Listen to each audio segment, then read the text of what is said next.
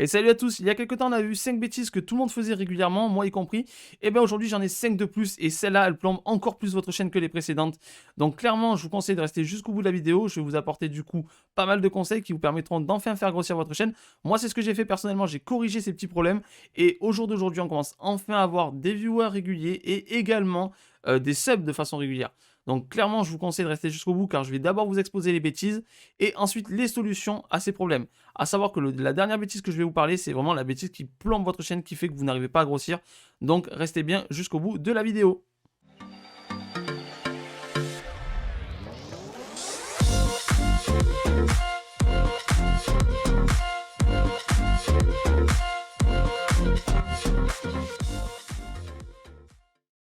Et pour celles et ceux qui ne me connaissent pas, je me présente, je suis Erazine, je suis un YouTuber et un streamer sur Twitch. Vous pourrez retrouver sur cette chaîne YouTube pas mal de trucs pour vous améliorer, notamment des trucs et astuces, des tutos et des reviews de produits pour améliorer votre stream et votre matériel et ainsi devenir peut-être, qui sait, le futur Squeezie du Twitch Game. Dans la vidéo précédente, on a vu une grosse bêtise que font la plupart des gens, c'est de streamer en permanence, de ne faire que ça de leur temps libre. Le problème, c'est que si vous faites ça, ça entraîne d'autres problèmes. Si vous n'avez pas vu la vidéo précédente, je vous conseille d'aller la voir. Vous pourrez la retrouver en cliquant sur la suggestion juste ici. Du coup, quelle est notre première bêtise? C'est de négliger vos réseaux sociaux. Donc comme vous l'aurez compris, la première bêtise, c'est vraiment de ne pas faire attention aux autres réseaux sociaux que Twitch. Il est important de mailler vos réseaux sociaux, c'est-à-dire du coup de faire du travail en cross-canal, de croiser les canaux. C'est-à-dire sur votre chaîne YouTube, il faut parler de votre live Twitch. Sur votre chaîne Twitch, il faut parler de votre chaîne YouTube. Pareil, lorsque vous postez des photos sur Instagram, n'hésitez pas à mettre dans votre bio le lien vers votre chaîne Twitch. Encore une fois, si vous lancez un live, partagez-le sur Facebook ou partagez-le sur Twitter. Comme ça, les gens auront envie de venir vous voir. Peut-être que tout simplement comme ça, vous allez attirer 1, 2, peut-être même 3 viewers. Mais c'est ces 3 viewers-là qui font qu'après, sur Twitch, les gens vous verront plus, car vous serez plus haut dans le panel de streamers sur votre jeu. C'est important d'attirer petit à petit, un à un, chaque viewer. Et les réseaux sociaux vous aident à attirer plus de viewers, car vous touchez plus de monde. Il faut savoir que le référencement de Twitch, encore une fois, est très mauvais. Lorsque vous êtes à 1, 2 ou 3 viewers, vous êtes tout en bas de la liste. Et tout en bas de la liste, personne n'y va, faut pas rêver. Par contre, si vous arrivez à attirer 4 ou 5 personnes supplémentaires grâce à vos autres réseaux sociaux, là vous montez et effectivement, vous avez plus de chances de vous faire découvrir sur Twitch. Donc c'est pour ça que c'est important de mailler tous vos réseaux sociaux. Moi, par exemple, je fais cette chaîne YouTube. Grâce à ça, je peux avoir un peu plus de viewers. Certaines personnes qui voient mes vidéos apprécient ce qu'elles voient et donc elles ont envie de me retrouver lors de mes lives. Et d'ailleurs, au passage, je ne sais pas si tu es au courant, mais tu peux me retrouver en live le lundi, le mercredi et le samedi à partir de 21h. Et je fais également un stream surprise très régulièrement le mardi. La deuxième bêtise à ne pas faire, c'est de ne pas traiter différemment certains viewers parce que vous les connaissez dans la vie réelle. Je m'explique. Au début, vous n'allez pas avoir des viewers inconnus à tour de bras. Ce que vous allez avoir le plus, c'est des gens que vous connaissez IRL, qui vont venir vous soutenir et grâce à ça, vous permettre de monter. Il est important de ne pas traiter différemment ces viewers-là d'un viewer lambda. Pour quelle raison? Si une personne arrive sur votre stream et voit que vous traitez différemment certains viewers par rapport à d'autres, notamment lui, il se sentira lésé, donc il partira. Et là, vous aurez perdu potentiellement un viewer régulier et vous aurez ralenti votre communauté. C'est important du coup de les traiter de la même façon. Par contre, si vous avez des viewers qui commencent à sub, donc c'est-à-dire qui donnent de l'argent pour vous, il est important de leur offrir un traitement VIP. Vous ne devez pas négliger les viewers lambda, mais ceux-là méritent, on va dire, plus d'attention. Donc, comment faire?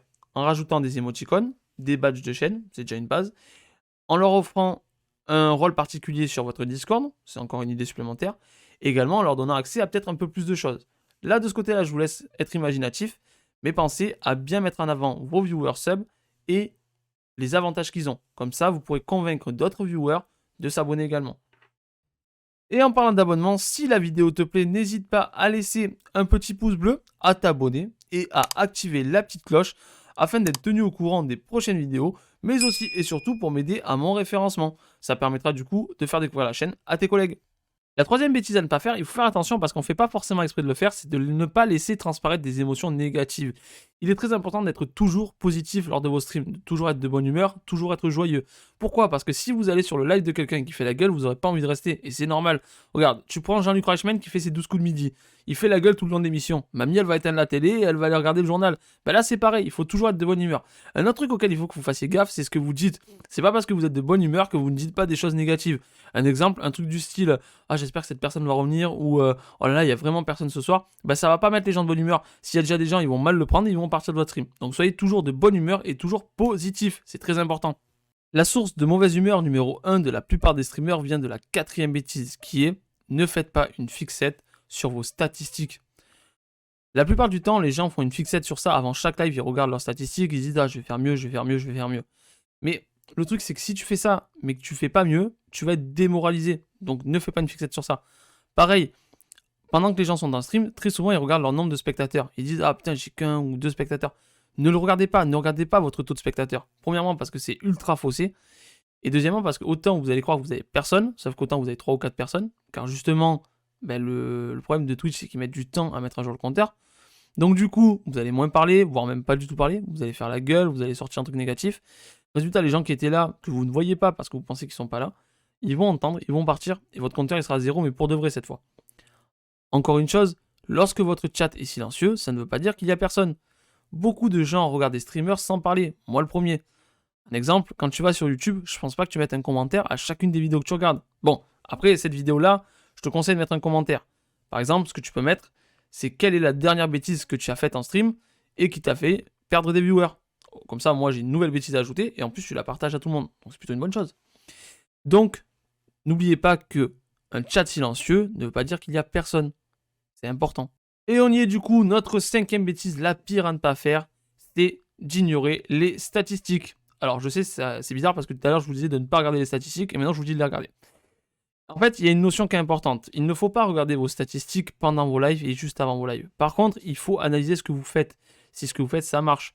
Par exemple, si vous streamez sur un jeu, est-ce qu'il y a eu du monde? Est-ce que des gens sont passés ou pas? C'est important de le savoir. C'est important de voir si les gens sont venus. S'ils sont venus, est-ce qu'ils sont restés? Si les gens ne sont pas venus, c'est-à-dire qu'ils n'ont pas vu votre stream. Dans ce cas-là, c'est qu'il faut que vous travailliez votre marketing. Il faut que vous travailliez le fait que vous n'avez que peu de visibilité. Par contre, si les gens sont venus sur votre stream, qu'il y a eu 15, 20, 30 personnes, mais que vous avez une moyenne de viewers de 2 personnes, ben c'est que les gens ne sont pas restés. Et dans ce cas-là, c'est qu'ils n'ont pas aimé ce qu'ils ont vu. Et là, c'est à vous de travailler du coup sur ce qui ne va pas. Que ce soit la qualité audio, la qualité vidéo, vous, votre comportement, peut-être que vous n'avez pas eu le bon comportement, le manque d'effet, le manque d'interaction. Ce sont ces choses-là qu'il est important de voir. Donc pensez toujours à analyser vos streams de façon objective. Ne vous dites pas « Ah c'est bon, j'étais parfait dans mon stream, les gens sont pas restés parce qu'ils sont nazes ». Non, si les gens ne sont pas restés, c'est qu'il y a une raison. C'est que tu as fait un truc qui leur a pas plu ou c'est que tu n'as pas fait quelque chose qui leur aurait plu. Donc analyse, vois. Pareil, regarde tes VOD. Quand tu as fait un stream, regarde où c'est que les gens sont restés et où c'est que les gens sont partis. Peut-être que tu pourras voir qu'est-ce qui a fait que les gens sont partis. C'est pour ça. Ne pas regarder ces statistiques pendant le live, c'est une chose, mais ne pas les regarder du tout, c'est pas une bonne chose. Donc, pensez-y. Donc maintenant qu'on a vu les bêtises, je te propose de voir les solutions à ces bêtises, et rassure-toi, il y en a pour chacun des problèmes. Problème numéro 1, on a vu négliger les réseaux sociaux. Il est important que vous choisissiez, en plus de Twitch, 3 réseaux sociaux à travailler. Moi, pour le coup, j'ai choisi YouTube, donc ici, Twitter et Instagram. Et du coup, je maille tous ces réseaux en partageant mes différents liens sur les différents réseaux. Et ainsi, mes viewers sur YouTube viennent me voir en live sur Twitch. Pareil, les gens sur Instagram viennent voir mes vidéos ou viennent me voir encore une fois sur Twitch. Et Twitter me sert à lancer les alertes quand, par exemple, je lance un live. C'est pour ça qu'il est important de bien choisir 3 réseaux et les travailler à fond. Vous n'êtes pas obligé de choisir ce que moi j'ai choisi. Par contre, attention, ne choisissez pas tous les réseaux parce que vous n'arriverez pas à faire tout en même temps. C'est pas possible. Par contre, si vous arrivez à en choisir 3 et vous y tenir, déjà, vous aurez une bonne base. La deuxième bêtise, c'était de ne pas traiter un viewer différemment parce que vous le connaissez. Donc là, je vous ai donné plus ou moins la solution déjà. C'est d'être tout le temps égal, peu importe le viewer. Si c'est un viewer que vous connaissez ou si c'est un viewer que vous ne connaissez pas, traitez-le de la même façon. Si votre viewer sub, là, donnez-lui un traitement VIP. Mais attention, ne négligez pas les viewers qui n'ont pas sub. C'est pas parce qu'ils n'ont pas sub que ça vaut rien, quoi. Loin de là. La communauté est importante. Il est important que les gens vous regardent, les gens vous parlent. Et si vous êtes de bonne humeur et joyeux, ils vous parleront. Ce qui en vient du coup sur notre bêtise numéro 3, qui était de laisser transparaître des émotions négatives.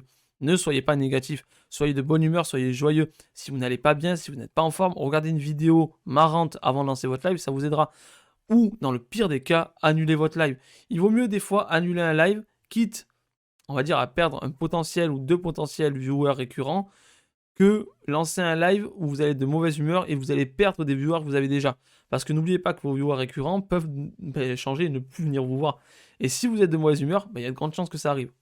4e bêtise, ne faites pas une fixette sur vos statistiques, comme je l'ai dit, cachez au maximum votre taux de spectateurs, ne le regardez pas. Et encore une fois, pensez que le chat, même s'il est silencieux, ça ne veut pas dire qu'il n'y a personne. Streamez toujours comme s'il y avait 10 000 personnes qui regardent. C'est important. Comme ça, vous êtes toujours de bonne humeur, tout le monde est en forme, tout le monde est content, tout le monde s'éclate.